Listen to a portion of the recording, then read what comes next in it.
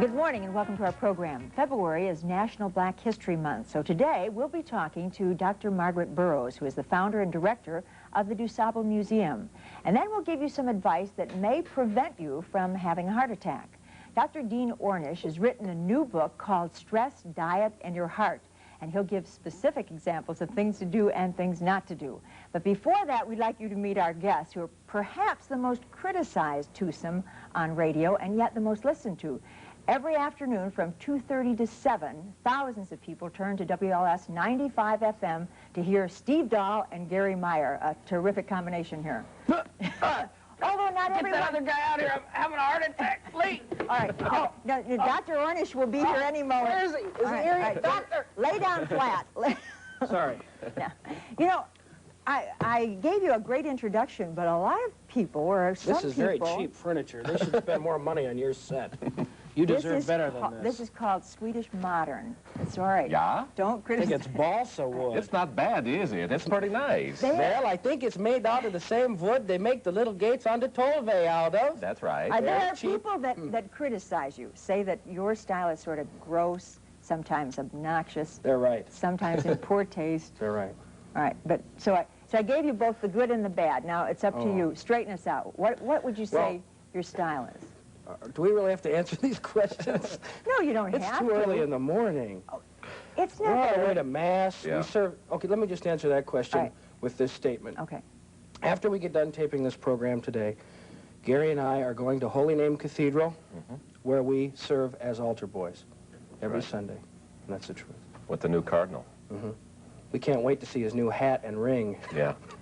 All right. Now, understand this it's a is Dakota Sunday ring. morning, and Also, I think opposite this show this morning on Channel 26 on Big Time Wrestling, Eddie Schwartz and Angeline Caruso are wrestling, so... Wait, come on. I'm pretty sure that's happening. Steve, come on. So, why are we criticized? No, I don't... Well, all right, let's... what about the mail that you get? Tell us about that. The mail, It's mostly junk mail. Is it? Yeah. we get put on a lot of magazine subscriptions that we don't order, and now we have We to get throw that out. Skokie Review for some reason. I don't know why. We didn't order it, but we get it every month. Let's find out, because I've talked to you about this before, but Okay, how let's the get how the two of you got together. And did you pick out Steve, or did he pick out you? Well, we were both... we had both joined this homosexual dating club. And it was just I don't know, it's just Steve, it's Sunday morning. a lucky break. Should we start over? I thought No, after we'll be became serious. a father that this would all change. Okay, we'll be serious. We met at the Loop. He was working all nights at WLUP, and I was working in the morning, and we used to talk in between our two shows. We did a crossover, as they call it in the radio business. And that's how we met and discovered that we worked well together. Now, Garry, your mom listens all the time. Yeah, they and listen. what does she think of Steve? She thinks I'm the Antichrist. If in 2 sentences you had to describe Steve, what would you say? If I had to or she had to? No, let's go to you now. I think he told me to say incredibly brilliant. I think that's what he told me to say on the way over here. My mother is getting used to him. At first, she was out of her mind when she heard stuff like, well, when the Pope came in to do the Mass in Grant Park, Steve said it was canceled, and because they didn't sell enough tickets. When I got home that night, she called me and said, "What do you mean the Pope's canceled? I was going to go see him at that church on the south side." And she was yelling at me because she said, "You shouldn't make fun of the Pope." We later capitalized on his appearance by selling Pope on a Rope, soap. Yeah. Sold millions of them. But that was almost, what, 3 years ago or so. She's mellowing out. She's Is she? actually, Is she? yeah. After I bought him the place in Barrington, they said, "Hey, this isn't bad." Yeah. So everything's He fine. buys them lots of nice gifts now, so they've mellowed How did it, out. can we talk a little I'm serious? No, That was serious. I can't help it. They moved in last month. What? All right. How did the two of you prepare for a show? Because you're on 4.5 hours. Do you do it? Do you do some Well, things? we both have Apple computers, and we sit there for hours just programming. I take a shower. That's how I prepare. I take a shower at home and drive in. I don't see him from 7 p.m. till 2:30 the next day. We just start at 2:30 and unravel what we've thought about in the last whatever amount of time. I guess we're preparing all the time, really, you know, because everything we see, we store away and try and figure out a way to use it later. And since we're very comfortable working with each other, we don't have to worry about working things out in advance. I know if I have an idea and I present it on the air that he's going to take it and do no matter good things what, to no it. matter what. Have you ever had just a little bit of, you know, kind of a twinge and thought maybe I didn't want to go with one of those? Well, then I pull out my revolver. And how about the disco demolition? I mean, did you wonder if you really wanted to do that? Yeah, we wanted to do it. We didn't know it was going to turn out that way, but what a great thing. We're kind of sorry because Jimmy Pearsall and Bill Veeck aren't our friends anymore. And they were such good company. What about the wafers in the toll thing? Now that... Oh, no. That, Lee, upset us beyond belief. We said people should take Necco wafers with them when they drive on the tollway for snacking.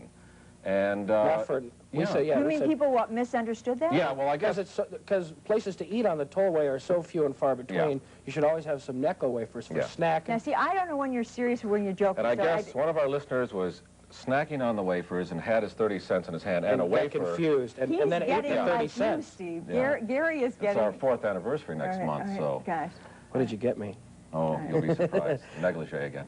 Let me ask you this. If you could... Was this our lace anniversary? Yes. Last year was our leather anniversary. I'm wearing the underwear today. How do you feel about the responsibility of being broadcasters? Oh, well, see, we're just entertainers. We're not. We let the station manager worry about being a broadcaster. Yeah, and he does. He does. All right, does the station manager ever come in and say, "Hey guys, back off"? Oh yeah. Does he? He doesn't usually say it in those muted tones, but we get yelled at all the time, but we expect it. Yeah, you got to. We want to be on the cutting edge, and if we don't get yelled at, we figure we're not doing our job. In a way, you're walking on a tightrope, a broadcasting tightrope. Are you? Do you feel that way or not? Well, our audience is very supportive, and we have a large audience, so that allows us some freedom and gives us some credibility. So we do argue over, minor points. I did get in trouble for the tollway thing. I didn't tell people to put Necco wafers in the tollway baskets, just to set the record straight. Okay. I said, one day I came to work, and I'd thrown like 15 pennies in, and a nickel, and a dime. And then I threw another penny in just in case all the other pennies got the machine screwed up. So the gate doesn't open, so I honk my horn, and this old man with a crew cut comes over and starts yelling at me that I didn't put enough money in, and I don't know how to count. And I'm thinking, what is this idiot telling me I don't know how to count for when he's standing around in an orange vest smoking a cigarette, and his job is to go around and let these gates up, and I'm, so... Steve doesn't like crew cuts. That's why I guess. Well, I just don't think that they should insult you. When the thing should be paid for already anyway. So I got mad because here's this guy insulting me like I can't count to 30. He goes, you don't know how to count. Next time, learn how to count. So I said on the air that had happened, and I said, it's kind of ironic because I'm actually one of the few people I know that actually pays tolls still. A lot of my friends put Necco wafers in the baskets. Yeah, so they're no longer friends either. I want to quick ask you one When we big found thing. out it was illegal, we got rid of them as friends. 30 seconds. If you could do the best show or biggest show or whatever you wanted to do, fantasy-wise, on television, radio, anywhere, what would it be? Real quick. An hour of this show. Yeah, 2 hours of this show. Yeah. And we'd want to talk about black history, too. Yeah. Are we... Okay. If we could stay. Can we stay for that? Sure. Why don't you just stay, both of you, okay? There's nowhere to move down to. All right. Steve Dahl, Garry We'll Meier. just sit on the table. Don't go away. We'll be right back. Thank you.